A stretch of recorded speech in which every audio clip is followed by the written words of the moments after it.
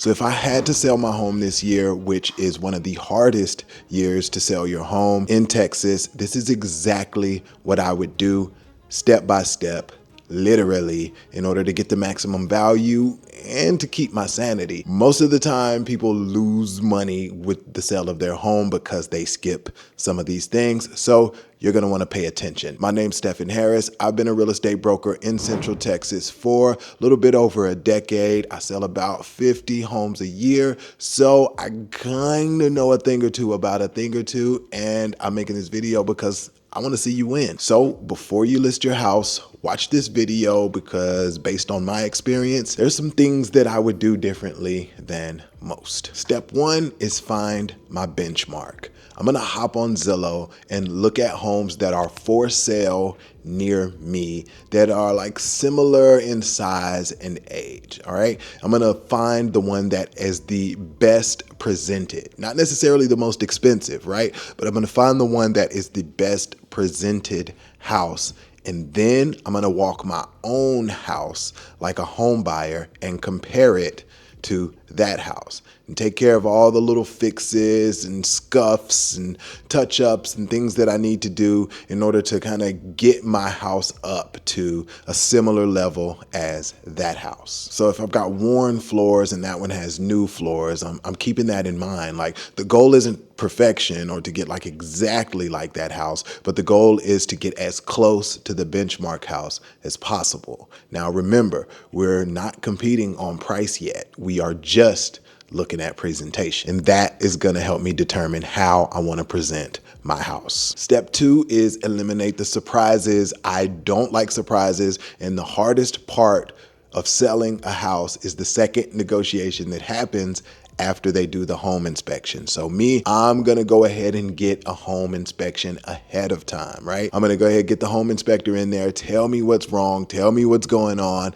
so I can go ahead and fix it. Then I will decide the things that I will and won't fix. And of course, I'm gonna disclose everything. But if there are some major repairs that need to be done, I wanna know about those up front before I ever hit the market, because I don't wanna be in a weak negotiation position. I want to know exactly what's up with my house, and that way I can budget accordingly. So buyers like to weaponize repairs. So I would rather fix the big stuff up front, let the little stuff chill, and maybe just budget for it later on down the line. But the goal here is one, no surprises, and two, maintain the leverage. Step three, now I want to know the numbers. Okay, so if I were you, I would hire an agent in the area to come out and give me some comparable sales. This doesn't have to be the agent that you're gonna work with, but like think of this as like the start to an interview process, right?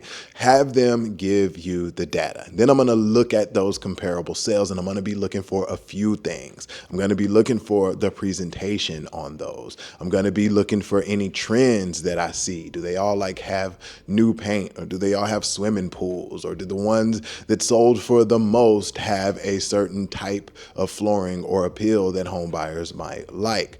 I'm gonna look for the trends. Then I'm gonna look at the list price versus the sold price. Okay, did they sell for higher than they listed or lower? And then the other part of that is I'm gonna look at the days on market. How long is it taking for homes to sell at these specific price points?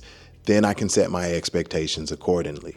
With that knowledge, I'm gonna go ahead and determine my own strategy, okay? Am I gonna do the quick sale, list it below market so I can get them in and get them out? Or am I gonna go a little bit closer to market and just try to be competitive with whatever the closest house is to me so that I can probably stay on for a few weeks to a month? Am I gonna go right at the average, meaning if I do my average price, I'm probably gonna get the average days on market? Is that gonna be what I do?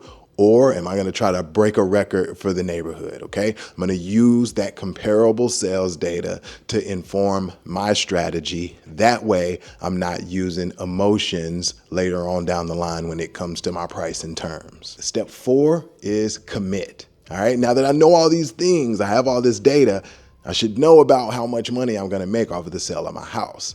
And with that knowledge, I have to decide, am I going to do it? And if I'm going to do it, it's time to commit. and I'm gonna pack up 90% of the crap in my house. I'm only gonna keep what I need to live over the next 30 days or so, or if I know my average days is 60 or 70, I might give myself a little bit more stuff, but I'm gonna keep only the things that I know I'm gonna use, and I'm gonna pack up everything because I'm moving anyway, so we might as well get it all out of the way. I'm gonna make my home as sparse as possible, and if I don't have the space for that, I'm gonna designate a space. So if it can't all fit into the garage, then I'm gonna have to use one of those bedrooms, and I mean, that's just gonna be what I have to do, or if I need to get an off-site storage, whatever. But I'm gonna make sure that my home is as clear as possible before I hit the market, before I take the pictures. You're gonna be moving anyway, so we might as well get started. Like half of it is mental and like really manifesting the move and like the commitment, and the other half of it is making sure that my home is as presentable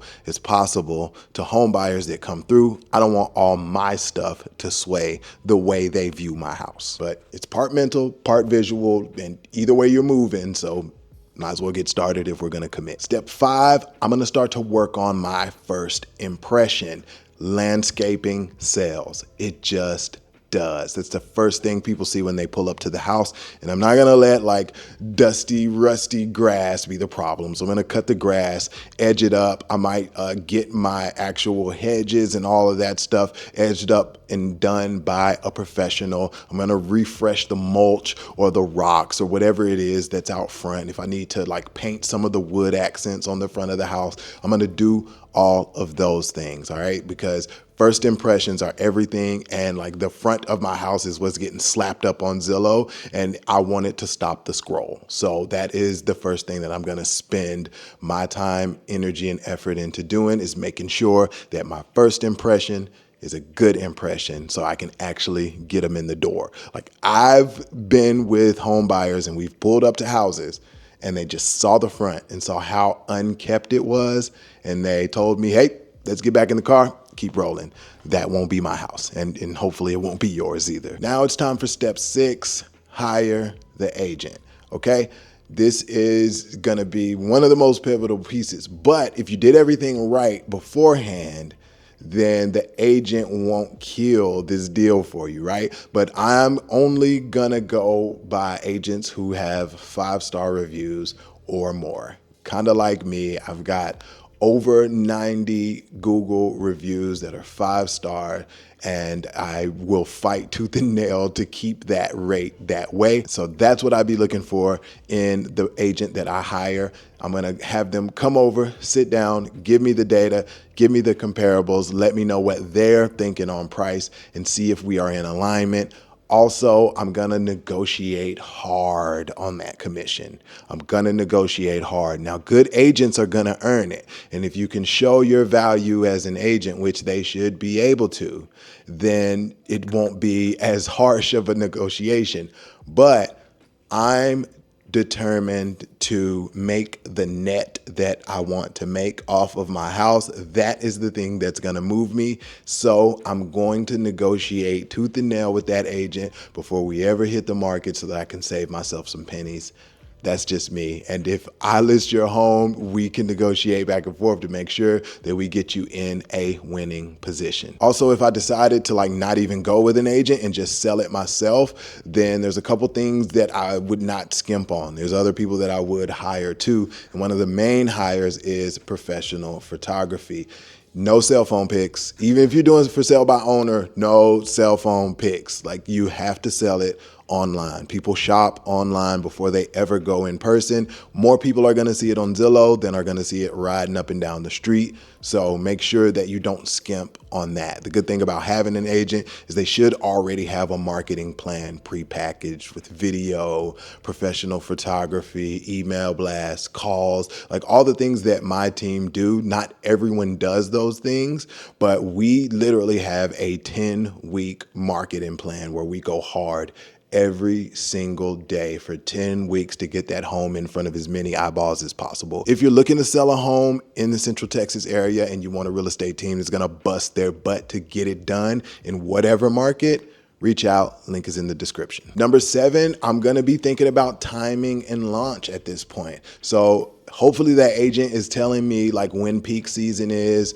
when are we in down season, and where we are right now, so that we can time our launch to a pivotal time in the market where people are actually out buying. Now, if you list during slow season, you're more likely to get like real serious buyers in your house, a little less tire kickers. The traffic would be slower, but the ones that come, like, they're serious. If they're shopping during the Christmas holiday, like, they're serious, all right? So that's kind of the advantage there. Also, a lot of people wait until it's busy time to list their home. So that doesn't necessarily have to be us, but I definitely want to know what time of market we're getting into, what the seasonality of the local market is, so that I can set expectations properly, and so that I can make sure that I am taking advantage of whatever season we're in.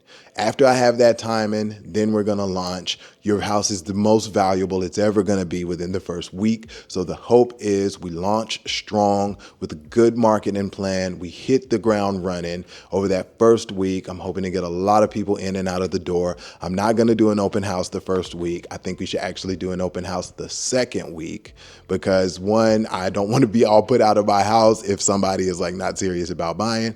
And two, it is a good way to kind of keep attention buzzing on your house going into the later dates of being on the market. So first week, most pivotal, that's when we're gonna launch and really hit the ground running. Hopefully, we're gonna get a lot of people in, and I'm looking for an 8-to-1 ratio from showings to offer, all right? 8-to-1. If I get 8 showings, I should get at least 1 offer. And from those showings, I would take what they're giving me as feedback and use that to adjust my plan from there. So if we got 8 showings and we didn't get an offer, somebody in those 8 showings is going to tell us what's going on with the house, why people aren't offering. So I'm going to take that information and use it to pivot. So that's my exact blueprint. Hopefully this helps. If you want some free tools and tips on how to get your home ready to sell and get the maximum value, I've got all kinds of good links down in the description. If you want to do a one-on-one chat and talk about what your plans for your house might be,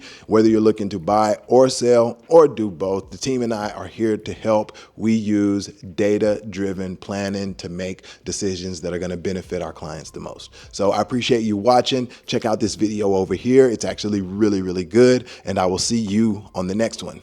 Peace.